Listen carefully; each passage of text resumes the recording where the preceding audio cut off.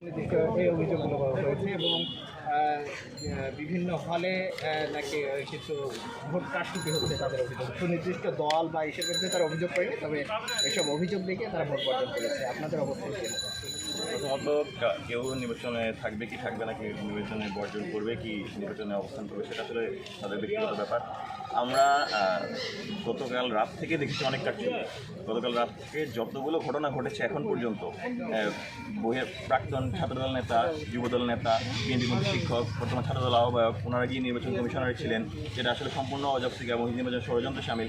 সকালে দেখা গেল পোলিং এজেন্ট ভালো মতো নিয়ে দিয়ে দেওয়া হয়নি।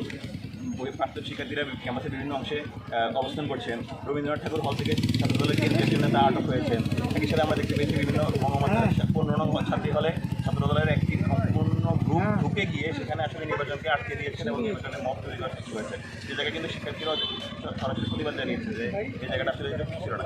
21 হলে আপনারা দেখেছেন 21 হলে তারা কিন্তু তাজুদ্দিন হলে তারা জোরপূর্বক প্রার্থী হয়েও কেন্দ্রে ঢুকতে চেয়েছেন। কেন্দ্রের পরিষদের জন্য শিক্ষার্থীরা সেখানে রুখে দাঁড়িয়েছে। সামগ্রিক ব্যাপারগুলো তো আসলে আমাদের দিকে আসে না, বরঞ্চ দেখা যাচ্ছে আসলে যারা অন্যদিকে যাচ্ছে, বিপরীত দিকে যাচ্ছে। তো সেক্ষেত্রে আসলে এত কিছু ওই পাশে থাকার পরে এই পাশে যদি আমাদেরকে এইভাবে দায় করা হয়, বরঞ্চ আমরা আরও ট্রান্সপারেন্সি রক্ষার জন্য বরঞ্চ আরও বেশি এফোর্ট দিয়েছি গতকাল রাত থেকে। যেখানে গতকাল রাত আমাদের পাশে তেমন কেউ ছিলেন না, কিন্তু আমরা আমাদের ট্রান্সপারেন্সি থেকে কনফিডেন্ট। এই জন্য আমরা শুরু থেকেই আমাদের সেই জায়গাগুলো দিয়েছি এবং আমরা শিক্ষার্থীদের ম্যান্ডেট নিতে চাই।